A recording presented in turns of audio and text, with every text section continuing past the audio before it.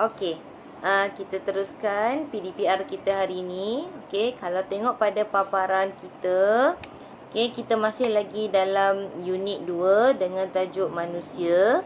Okey, kita dah belajar okey, sistem rangka manusia dan fungsinya. Okey, kedudukan sendi, cikgu besarkan sikit. Okey. Okey, kedudukan sendi kamu dah belajar. Kemudian fungsi sendi, kepentingan sistem rangka manusia, sistem peredaran darah manusia, laluan peredaran darah manusia, kepentingan sistem peredaran darah manusia. Okey, yang ini sebelah sini ni semua kita dah belajar. Okey, sekarang okey. Kamu tengok dekat sini, cikgu akan sentuh sedikit sahaja hari ini berkenaan dengan sistem di dalam tubuh manusia. Okey, kalau kamu ingat, tadi cikgu dah sebut ada 4, okey, ada 4 sistem. Masa kita bincang tugasan yang minggu lepas, apa 4 sistem tu? Okey, sistem rangka, okey, kemudian sistem pernafasan yang kamu nampak paru-paru. Kemudian kalau kamu nampak ada salur-salur darah, itu ialah sistem peredaran darah. Dan yang terakhir ialah sistem pencernaan. Okey, ini cikgu ulang semula lah. Jadi hari ni fokus utama cikgu akan selesaikan lagi 2 topik kecil dalam tajuk manusia, iaitu kepentingan penjagaan semua sistem. Yang 4 tadi tu. Okey, apa kepentingan penjagaan semua sistem dalam tubuh manusia dan bagaimana nak memelihara sistem ini di dalam tubuh manusia. Okey, mari kita tengok satu persatu. Okey, sekarang cikgu nak semua murid fokus pada gambar ni. Okey, yang ini cikgu ambil pada buku teks. Okey, kalau insyaAllah pada minggu ni kamu akan dapat buku teks. InsyaAllah pada hari Rabu. Okey, jadi mana yang tak dapat ataupun tak dapat ambil, mungkin berada tak berkesempatan atau berada di luar kawasan, boleh tengok melalui buku teks digital lah. Okey, so kita tengok situasi pada buku teks ini. Okey, menunjukkan murid ni tercekik makanan. Okey, cikgu yakin kita semua, kamu pun sama, pernah menghadapi situasi ini. Okey, mungkin makan dalam keadaan gelojoh kan. Okey, ataupun makanan yang kamu makan tu terlampau keras. Okey, jadi boleh berlaku situasi seperti ini. Okey, so sistem di dalam tubuh manusia tidak dapat berfungsi secara sendiri. Okey, sekiranya satu daripada sistem ini gagal berfungsi, sistem yang lain akan turut terganggu. Okey, macam mana dikatakan turut terganggu? Okey, so cikgu bagi contoh tadi, dia tercekik makanan. Okey, kita tengok gambar. Kalau kamu tengok gambar kat sini, okey, yang warna hijau dalam trakea ni, okey, makanan masuk dalam mulut. Okey, makanan sampai kat sini dia tak lepas. Okey, bila tak dapat melalui, tak lepas pada esophagus, sebab itulah kita rasa tersekat, okey, terlekat. Jadi berlaku kat sini kita rasa tersekat dan menyukarkan kita untuk bernafas. Okey, kalau kamu tengok penerangan kat sini, akan ada 2 kesan pada sistem. Okey, sistem yang terlibat apabila situasi tercekik makanan ialah sistem pencernaan dan sistem pernafasan. Okey, mari kita tengok sama-sama.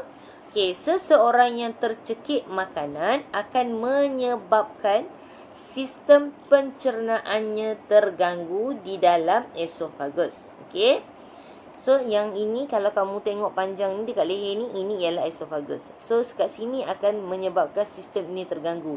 Okey, makanan tadi warna hijau ni terperangkap di esophagus, menghalang udara masuk di trakea dan menyebabkan sistem pernafasan terganggu kerana mengalami kesukaran untuk bernafas.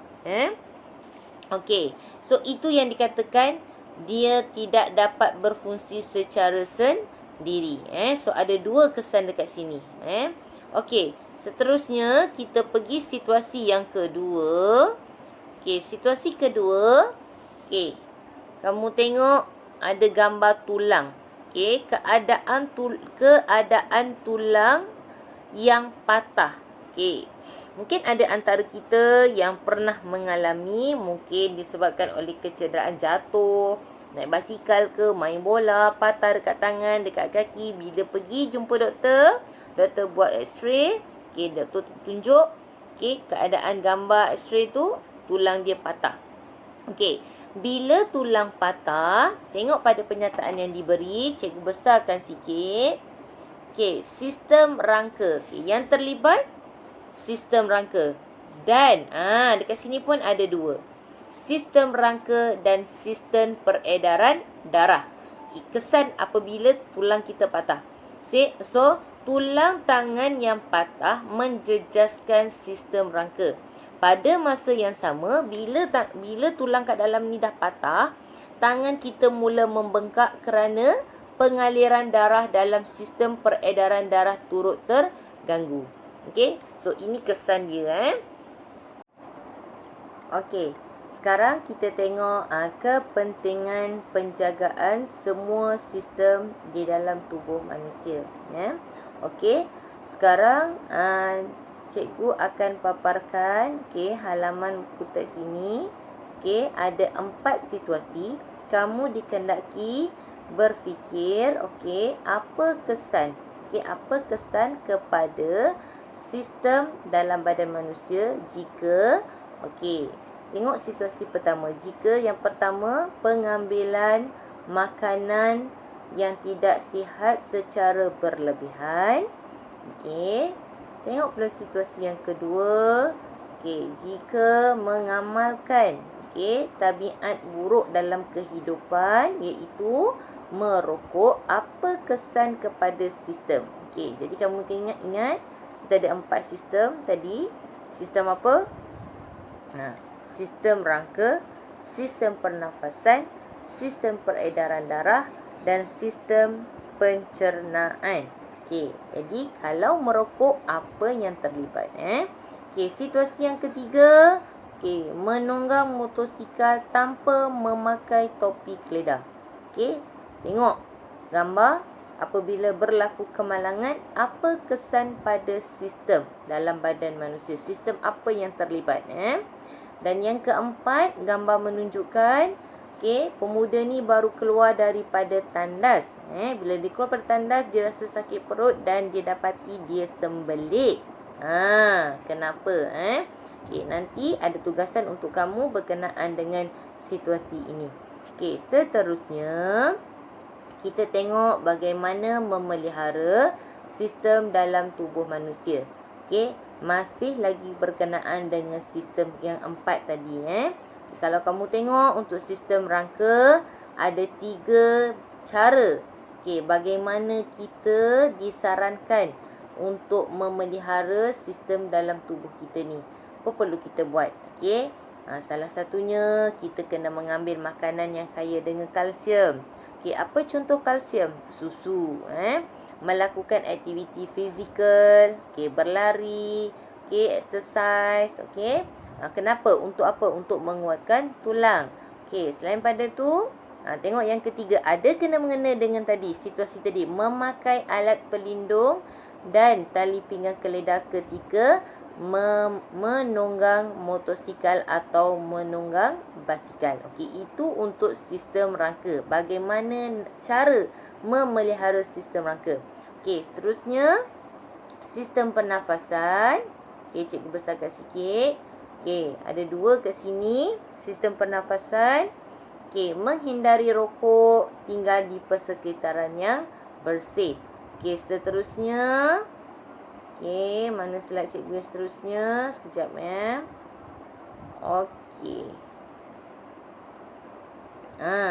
yang ini masih lagi untuk sistem pernafasan, iaitu basuh tangan dengan kerap. Kamu jangan bimbang, nanti paparan ni cikgu akan sedia dalam Telegram. 2 lagi, bagaimana nak memelihara sistem di dalam badan kita. Sistem peredaran darah ada 2. Kurangkan pengambilan makanan yang mengandungi lemak. Dan bersenam. Yang terakhir, sistem pencernaan. Bagaimana cara dia? Okey. Makan makanan yang kaya dengan serat. Okey, seperti apa? Sayur-sayuran, buah-buahan, biji rin. Okey, untuk memudahkan proses penyingkiran tinja. Ni ada kaitan dengan situasi tadi. Ingat yang pemuda tadi keluar pada tandas? Okey, dan meminum air secukupnya. Okey, hasil daripada cikgu terangkan ini, cikgu paparkan nota-nota ni, ada tugasan untuk kamu pada minggu ni. Memandangkan minggu ni kita bersua satu kali sahaja. Okey, jadi ada lebih sikit lah, ada extra sikit kerja untuk kamu. Okey, kerja yang pertama, okey, cikgu sediakan jadual. Okey, cikgu dah sediakan jadual macam ni. Nanti kamu salin jadual ni dalam buku tulis dan lengkapkan 2 lagi kotak ni. Okey, contoh tercekik makanan. Tadi cikgu dah terangkan Okey, gangguan pada sistem apa? Okey, jawapan antara 4 sistem tadi saja.